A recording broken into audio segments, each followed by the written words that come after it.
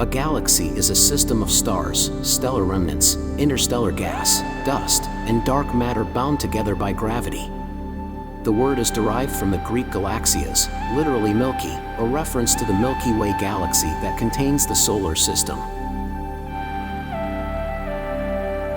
Galaxies, averaging an estimated 100 million stars, range in size from dwarfs with less than 1,000 stars to the largest galaxies known supergiants with 100 trillion stars, each orbiting its galaxy's center of mass. Most of the mass in a typical galaxy is in the form of dark matter, with only a few percent of that mass visible in the form of stars and nebulae. Supermassive black holes are a common feature at the centers of galaxies. Galaxies are categorized according to their visual morphology as elliptical, spiral, or irregular. Many are thought to have supermassive black holes at their centers. The Milky Way's central black hole, known as Sagittarius A, has a mass 4 million times greater than the Sun.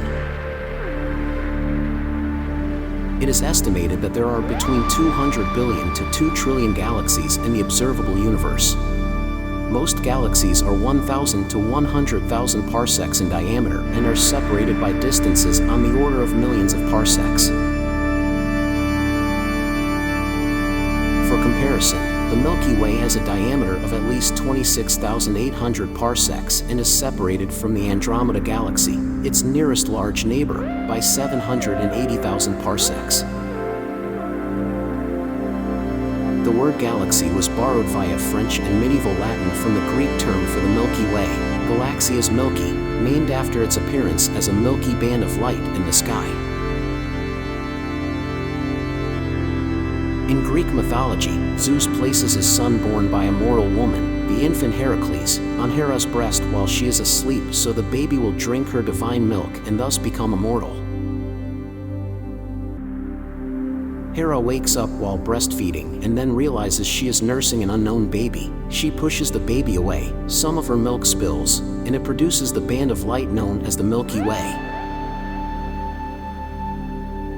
Milky Way. Greek philosopher Democritus proposed that the bright band on the night sky known as the Milky Way might consist of distant stars. Aristotle, however, believed the Milky Way was caused by the ignition of the fiery exhalation of some stars that were large, numerous, and close together, and that the ignition takes place in the upper part of the atmosphere, in the region of the world that is continuous with the heavenly motions.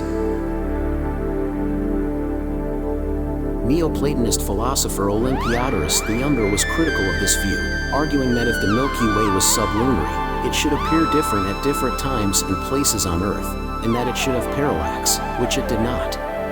In his view, the Milky Way was celestial.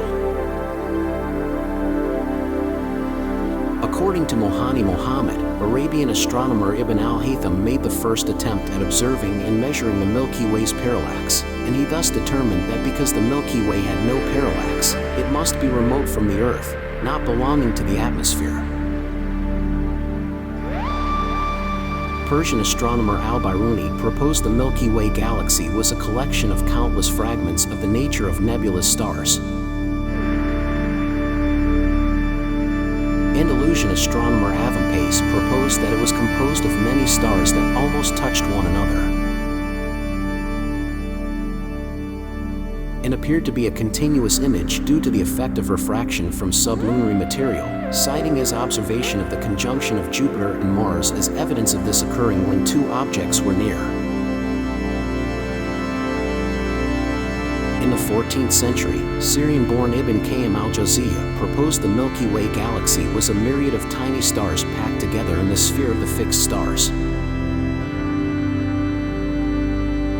Actual proof of the Milky Way consisting of many stars came in 1610 when the Italian astronomer Galileo Galilei used a telescope to study it and discovered it was composed of a huge number of faint stars. In 1750, English astronomer Thomas Wright, in his An Original Theory or New Hypothesis of the Universe, correctly speculated that it might be a rotating body of a huge number of stars held together by gravitational forces. akin to the solar system but on a much larger scale, and that the resulting disk of stars could be seen as a band on the sky from a perspective inside it. In his 1755 treatise, Immanuel Kant elaborated on Wright's idea about the Milky Way's structure. A few galaxies outside the Milky Way are visible on a dark night to the unaided eye, including the Andromeda Galaxy, Large Magellanic Cloud, Small Magellanic Cloud, and the Triangulum Galaxy. In the 10th century, Persian astronomer Abd al-Rahman al-Sufi made the earliest recorded identification of the Andromeda Galaxy, describing it as a small cloud. In 964, he probably mentioned the Large Magellanic Cloud in his book of fixed stars. It was not well known to Europeans until Magellan's voyage in the 16th century. The Andromeda Galaxy was later independently noted by Simon Marius in 1612. In 1734, philosopher Emanuel Swedenborg in his Principia speculated that there might be other galaxies outside that were formed into galactic clusters that were minuscule parts of the universe that extended far beyond what could be seen. These views are remarkably close to the present-day views of the cosmos. In 1745, Pierre-Louis Maupertuis conjectured that some nebula-like objects were collections of stars with unique properties, including a glow exceeding the lighted stars produced on their own. And repeated Johannes Hevelius's view that the bright spots were massive and flattened due to their rotation. In 1750, Thomas Wright correctly speculated that the Milky Way was a flattened disk of stars, and that some of the nebulae visible in the night sky might be separate Milky Ways. Toward the end of the 18th century, Charles Messier compiled a catalog containing the 109 brightest celestial objects having nebulous appearance. Subsequently, William Herschel assembled a catalog of 5,000 nebulae. In 1845, Lord Rosse constructed a new telescope and was able to distinguish between elliptical and spiral nebulae. In 1912, Vesto M. Slipher made spectrographic studies of the brightest spiral nebulae to determine their composition. Slipher discovered that the spiral nebulae have high Doppler shifts, indicating that they are moving at a rate exceeding the velocity of the stars he had measured. He found that the majority of these nebulae are moving away from us. In 1917, Heber Daust Curtis observed Nova S Andromedae within the Great Andromeda Nebula. Searching the photographic record, he found 11 more novae. Curtis noticed that these novae were, on average, 10 magnitudes fainter than those that occurred within this galaxy. As a result, he was able to come up with a distance estimate of 150,000 parsecs. He became a proponent of the so-called island universes hypothesis, which holds that spiral nebulae are actually independent galaxies. In 1944, Hendrik van de Hulst predicted that microwave radiation with wavelength of 21 centimeters would be detectable from interstellar atomic hydrogen gas, and in 1951 it was observed.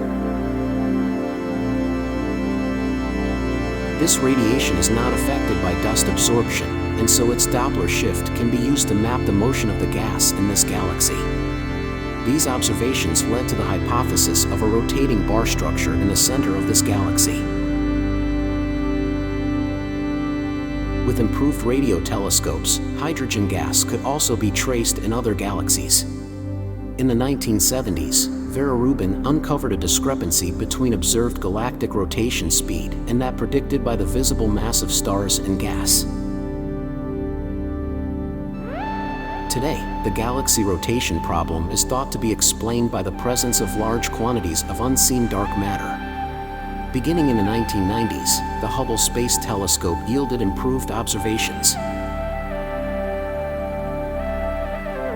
Among other things, its data helped establish that the missing dark matter in this galaxy could not consist solely of inherently faint and small stars.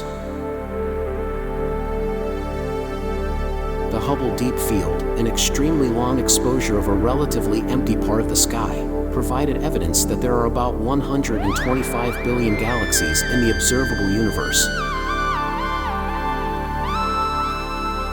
Improved technology in detecting the spectra invisible to humans allows detection of other galaxies that are not detected by Hubble. Particularly, surveys in the zone of avoidance have revealed a number of new galaxies. Galaxies come in three main types: ellipticals, spirals, and irregulars. A slightly more extensive description of galaxy types based on their appearance is given by the Hubble sequence. Since the Hubble sequence is entirely based upon visual morphological type, it may miss certain important characteristics of galaxies such as star formation rate and starburst galaxies and activity in the cores of active galaxies. Ellipticals. The Hubble classification system rates elliptical galaxies on the basis of their ellipticity, ranging from E0, being nearly spherical, up to E7, which is highly elongated. These galaxies have an ellipsoidal profile, giving them an elliptical appearance regardless of the viewing angle. Their appearance shows little structure, and they typically have relatively little interstellar matter. Consequently, these galaxies also have a low portion of open clusters and a reduced rate of new star formation. Instead, they are dominated by generally older, more evolved stars that are orbiting the common center of gravity in random directions. The stars contain low abundances of heavy elements because star formation ceases after the initial burst. Type CD galaxies. The largest galaxies are the Type CD galaxies. First described in 1964 by a paper by Thomas A. Matthews and others, they are a subtype of the more general class of D galaxies, which are giant elliptical galaxies, except that they are much larger.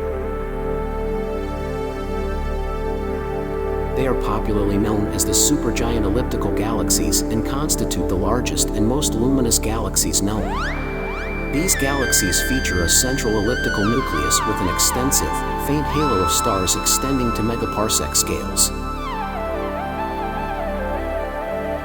The profile of their surface brightnesses as a function of their radius falls off more slowly than their smaller counterparts.